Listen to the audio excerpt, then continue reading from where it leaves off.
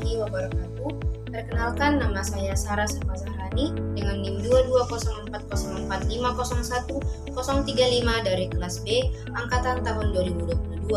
Kali ini untuk memenuhi tugas mata kuliah psikologi konseling, saya akan membawakan materi mengenai perilaku verbal dan perilaku nonverbal serta komunikasi verbal dan komunikasi nonverbal dengan memberikan contohnya.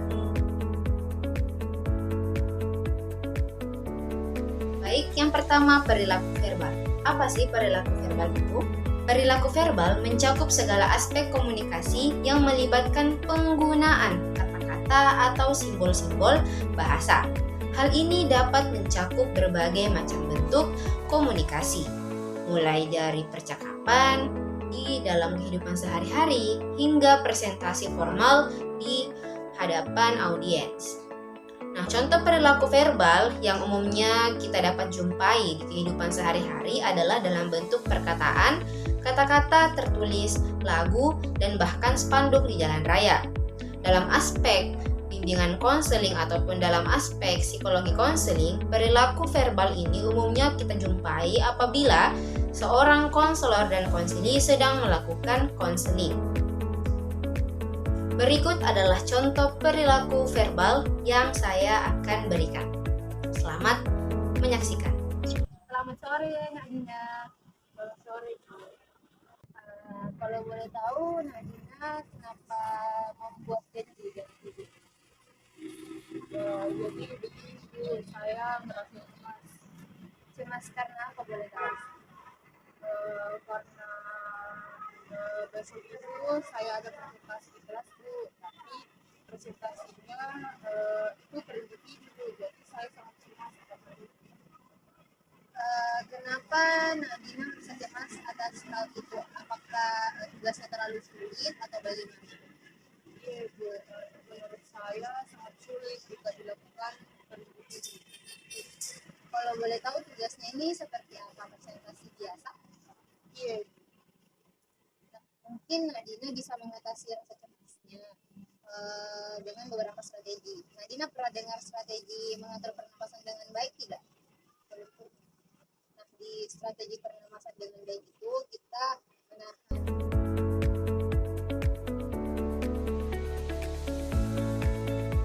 Beralih kepada perilaku nonverbal. Lalu apa sih perilaku nonverbal itu? Berbeda dengan perilaku verbal, perilaku nonverbal adalah perilaku yang mencakup ekspresi wajah, gerakan tubuh, postur, intonasi suara, dan kontak mata. Dalam konteksnya, perilaku verbal merujuk pada apa yang dilihat dan dirasakan oleh orang lain selain kata-kata yang kita ucapkan. Nah, pada dasarnya, perilaku yang sangat-sangat mampu diartikan atau lebih jujur istilahnya dibandingkan perilaku verbal. Mengapa demikian? Karena pada dasarnya manusia lebih menyampaikan apa yang dirasakannya dengan jujur ataupun dengan seperti nyatanya atau keadaan yang sebenarnya itu dari perilaku nonverbalnya. Misal, orang yang sedih cenderung akan menampilkan perilaku nonverbal seperti raut wajah yang sedih, intonasi suara yang merendah, berbeda dengan orang yang senang.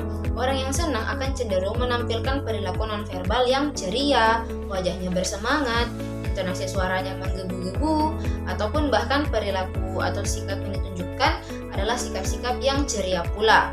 Nah, dalam aspek psikologi konseling, perilaku nonverbal ini adalah perilaku yang sangat-sangat dibutuhkan dan sangat penting. Baik itu dibutuhkan oleh konselor maupun konseli. Karena apabila dilakukan oleh konselor misalnya, konselor mampu akan mengartikan atau membaca apa yang sebenarnya terjadi ataupun dialami oleh konselinya hanya dengan mengamati perilaku nonverbal yang ditunjukkannya.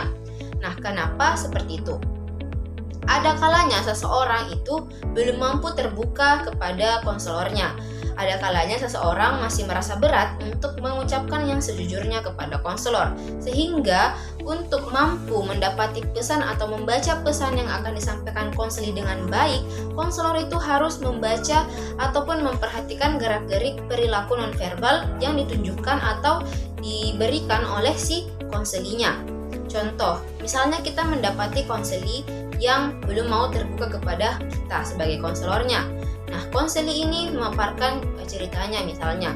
Namun dalam hal itu kita menjumpai bahwasanya pada saat konseli ini memaparkan ceritanya atau curhat kepada kita sebagai konselor, dia cenderung tersendat-sendat, dia merasa gelisah, dia merasa takut, dia merasa celingak-celinguk ke kanan dan ke kiri, dan hal itu dapat dibaca sebagai bahwasanya si konseli ini dalam keadaan tidak nyaman dan dalam keadaan tidak aman, sehingga kita sebagai konselor apabila memandangi perilaku nonverbal seperti itu, tentu saja kita bisa memberikan intervensi yang sesuai. Misalnya kita melakukan bonding yang lebih dekat atau memberikan intervensi ataupun pendekatan yang lebih lagi kepada si konseli ini agar konseli mampu memberikan atau menceritakan apa yang terjadi sepenuhnya pada dirinya. Berikut adalah contoh perilaku nonverbal yang akan saya tampilkan. Selamat menyaksikan.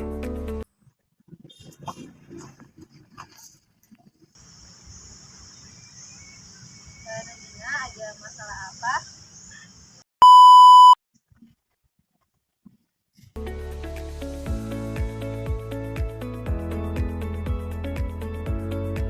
Kita beralih kepada komunikasi verbal. Lalu apa sih komunikasi verbal? Komunikasi verbal atau yang sering disebut sebagai verbal communication adalah salah satu bentuk komunikasi yang sering kita jumpai, di mana disampaikan komunikator kepada komunikannya dengan cara tertulis atau written ataupun lisan secara oral dengan menggunakan kata-kata. Komunikasi verbal menempati porsi yang besar karena pada kenyataannya ide-ide, pemikiran ataupun keputusan lebih mudah disampaikan secara verbal ketimbang disampaikan secara nonverbal. Dengan harapan komunikan, baik pendengar maupun pembaca, bisa lebih mudah memahami pesan-pesan yang disampaikan oleh komunikatornya ataupun oleh yang memberi pesan. Contohnya, komunikasi verbal melalui lisan dapat dilakukan dengan menggunakan media. Contohnya kita dapat jumpai seperti orang yang sedang bercakap-cakap melalui telepon. Sedangkan komunikasi verbal yang melalui tulisan dapat dilakukan dengan cara secara tidak langsung. Contohnya, misal komunikatornya dengan komunikan itu menggunakan simbol ataupun pesan verbal. Nah, di mana simbol ataupun pesan verbal adalah semua jenis simbol yang menggunakan satu kata atau lebih. Nah, bahasa dapat juga dianggap sebagai sistem kode verbal. Yang kita pahami, teman-teman, sekarang saya saat menjelaskan seperti ini itu merupakan salah satu bentuk komunikasi verbal oleh saya kepada teman-teman selaku pendengar dari video ini. Nah, hal tersebut merupakan salah satu bentuk komunikasi verbal. Nah, contoh komunikasi verbal yang paling umum kita jumpai ketika misalnya kita berbicara dengan teman kita secara langsung ataupun secara menggunakan kata-kata, itu merupakan salah satu contoh komunikasi verbal.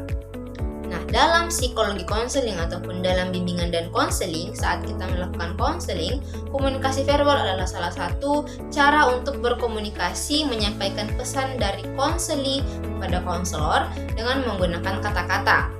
Nah, saat kita sebagai konselor, kita akan tentunya menanya-nanya atau bertanya kepada si konseli ini tentang apa yang dialaminya dengan menggunakan kata-kata. Nah, itulah kita berbincang-bincang secara verbal atau dapat disebut sebagai komunikasi verbal. Patut diingat teman-teman bahwasanya komunikasi verbal ini adalah komunikasi yang dimana ada pesan yang disampaikan, dan pesan yang disampaikan ini itu diberikan oleh komunikator kepada komunikannya dengan menggunakan kata-kata. Jadi kita highlight di dalam komunikasi verbal ini menggunakan penyampaian pesan dengan kata-kata, baik menggunakan media telepon ataupun media yang lainnya. Berikut adalah contoh komunikasi verbal yang akan saya berikan. Silahkan menyaksikan. Ngomong-ngomong, Nadina datang di sini untuk apa? Jadi begini, menurut saya ada masalah terkait manajemen waktu saya. Manajemen waktu ya, sebenarnya Nadina sudah mencoba cari-cari cara strategi untuk manajemen waktu. Belum. Ibu punya satu strategi yang bagus nih, boleh Nadina coba. Namanya teknik Pomodoro. Nadina mau coba cari-cari tahu tidak? Boleh. Nah, teknik ini tuh tekniknya 25 menit belajar, 5 menitnya istirahat ya. Caranya seperti itu diulang-ulang setiap ada istirahat, setelah istirahat diulangi lagi teknik belajar seperti itu. Oh iya, saya salah satu.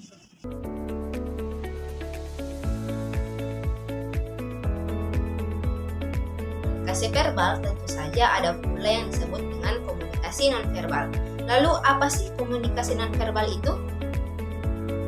Komunikasi nonverbal adalah salah satu jenis komunikasi yang pesannya dikemas dalam bentuk tanpa kata-kata, jadi berkebalikan dengan komunikasi verbal. Dalam kehidupan nyata, komunikasi nonverbal ini lebih banyak dipakai daripada komunikasi verbal. Dalam berkomunikasi, hampir secara otomatis komunikasi nonverbal ikut terpakai. Karena itu, komunikasi nonverbal bersifat tetap dan selalu ada. Komunikasi nonverbal lebih bersifat jujur. Mengapa? Karena dia ini mengungkapkan hal yang ingin diungkapkan oleh orangnya dengan spontan. Nonverbal juga bisa diartikan sebagai tindakan-tindakan manusia yang secara sengaja dikirimkan dan diinterpretasikan seperti tujuannya dan memiliki potensi akan adanya umpan balik atau feedback dari penerimanya. Dalam arti lain, setiap bentuk komunikasi tanpa menggunakan lambang-lambang verbal seperti kata-kata baik dalam bentuk percakapan maupun tulisan, komunikasi nonverbal inilah. Komunikasi nonverbal dapat berupa lambang-lambang seperti gestur, warna, mimik, dan intonasi suara, serta dan lain-lain sebagainya. Mengapa komunikasi nonverbal dikatakan sebagai komunikasi yang lebih jujur? Karena pada dasarnya komunikasi nonverbal ini tidak dapat dibuat-buat. Walaupun dapat dibuat-buat, ini akan sulit. Kenapa? Karena pada dasarnya seorang manusia apabila memang merasakan suatu hal, entahkah sedang sakit hati, entahkah sedang sedih, pasti akan ada respon dalam bentuk apa yang akan dilakukannya. Misal orang sedih seperti tadi, orang sedih mungkin akan cenderung memberikan komunikasi nonverbal seperti wajah yang murung, intonasi suara yang rendah, tidak mau menatap lawan bicaranya, tidak mau menatap lawan komunikasinya dengan baik. Itu adalah salah satu bentuk kejujuran, sehingga dikatakan bahwasanya komunikasi nonverbal ini adalah salah satu bentuk komunikasi yang sangat penting. Apalagi dalam aspek psikologi konseling ataupun dalam aspek bimbingan dan konseling. Karena seperti yang tadi dijabarkan mengenai perilaku nonverbal, komunikasi nonverbal ini hampirlah sama. Di mana kita bayangkan ketika seorang konselor ini didatangi oleh seorang konseli yang depresi misalnya. Nah, si konseli ini menunjukkan gerak-gerik seperti mimik wajah yang sangat lelah, lalu intonasi suara yang sangat rendah, bahkan cenderung sangat pelan dalam berbicara, perilaku yang tidak wajar seperti misalnya menggaruk-garuk belakang kepala, menjentik-jentikkan kuku, menggigit-gigit kukunya. Itu adalah salah satu komunikasi nonverbal yang dapat dibaca oleh si konselor. Jadi si konselor dapat membaca komunikasi nonverbal yang ditunjukkan oleh si konselinya, dan pesan tersebut dapat ditangkap oleh si konselornya bahwasanya sekarang si pasien ini atau si konseli ini benar-benar sangat atau benar-benar ada di dalam fase depresi. Adalah contoh yang dapat saya berikan.